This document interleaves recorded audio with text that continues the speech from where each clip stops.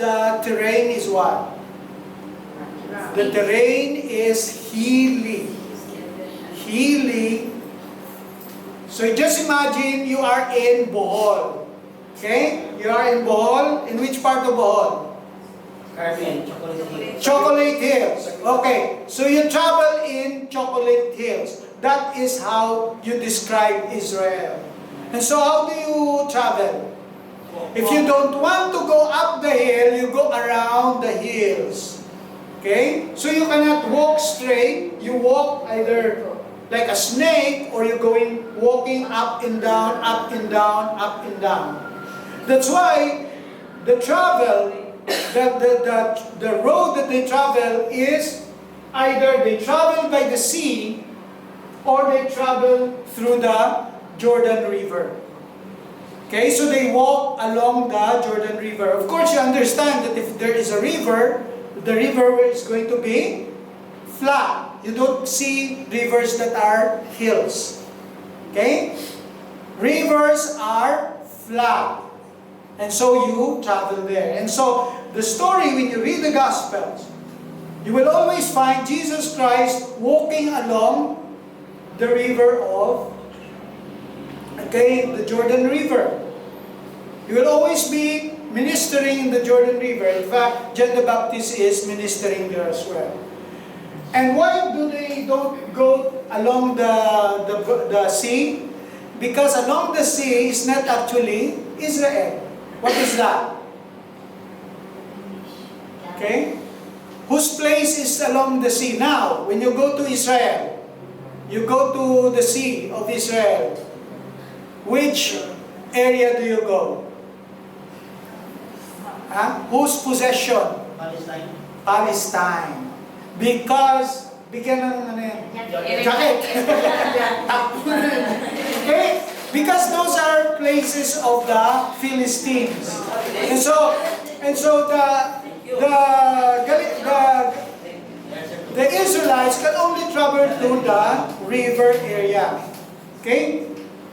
So, in the story of the Gospel of John, sometimes it likes a miracle because one day he is here, the other day he is there, he is everywhere, and it's quite difficult to understand it in terms of geography. But that is not the purpose of John.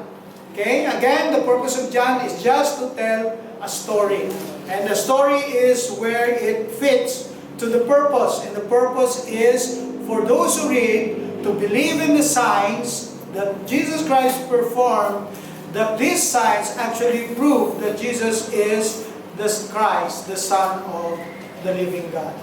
And so, you will find again, at many times, on the third day, on the last day, on a few days, on the second day, on the third day, on the Sabbath day. So, you will find Jesus all over the country, repeatedly, again and again. It shows us that Jesus was a, what do you call that? Perennial traveler. He's an avid traveler. He travels a lot during his ministry. And it's very important for us to understand that we as Christians also should, that's why some would say, blessed are the feet of those who bring good news, good tidings of great joy. That's very important. The feet is very important during their time, and because you travel a lot to share the good news. In Psalm chapter 90, verse 12, a lesson for us is, we read together, begin. So teach us to number our days, that we may get our heart wisdom. Okay? Teach us to number our days. And this is how the Lord Jesus Christ is doing. He is every hour, every minute of His life here on earth was done for a purpose. And so, this is the first of His signs Jesus did at Cana in Galilee and manifested His glory. What is the significance of the story? What is the significance? I just read it. Okay? It's not the really, I don't want you to look like masteral and PhD students. Okay? I treat you like kindergarten students. So the significance of the story is that this is the first miracle, the first sign of performed by the Lord Jesus Christ. And always remember, signs, miracles, wonders is for what purpose? What is the purpose of miracles, signs, and wonders?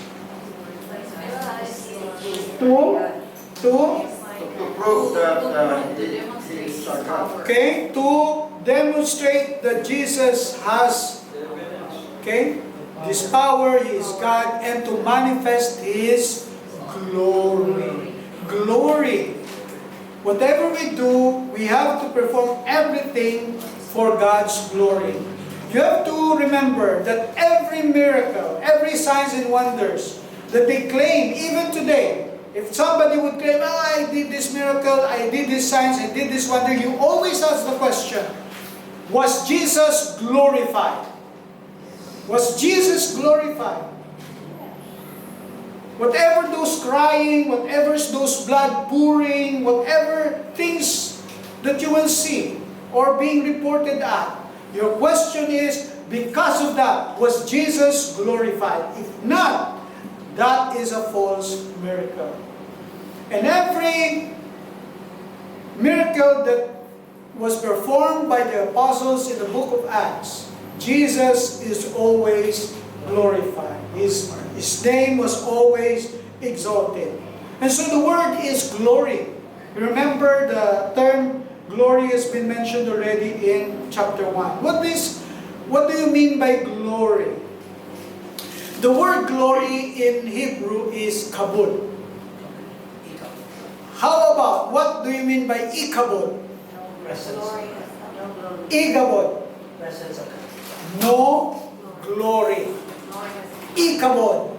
The glory has departed in Israel. That was the claim of the Jews when the Ark of the Covenant was taken by the Philistines. They cried out because they said, Ikabod, the glory has departed. And the wife of the Phinehas, or who's that priest, when he bore a son, he named him Ikabod.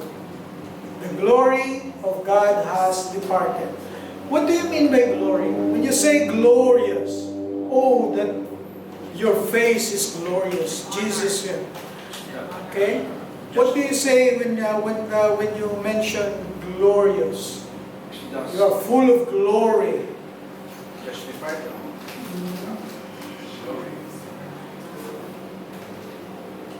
Okay? Glory? Wala din? No, nobody is named Gloria? Yeah. Gloria is different from Divina. Although it's similar, but different. Divina. Okay? Gloria. Okay? Shekinah glory. Oh, what do you mean by that? Okay? Glory comes from the word. We recited something to glorify God this morning. We call it the doxology. The word glory also means doxa. Doxa. And so when we recite doxology, we actually praise and glorify God. But what in terms of what attribute or aspect of God means glory? Okay? Glory means the beauty, the spiritual beauty of God. The spiritual beauty or character of God. Something that is beyond the physical. That's why when you see Moses, when you see Jesus in their glory, you cannot look at them. They are so beautiful, so grandiose, so glorious, so beautiful that is beyond your sight. Puwerte ka gwapa, hindi mo matulog. So beautiful. You cannot look directly with your eyes. So this is how the glory of God is. And so, in John chapter 1, we read it before. Shall we read this together? Begin.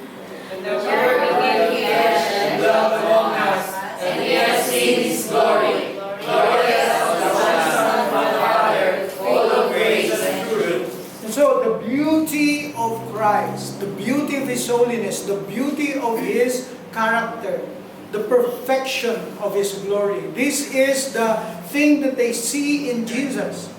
Jesus is beyond comparison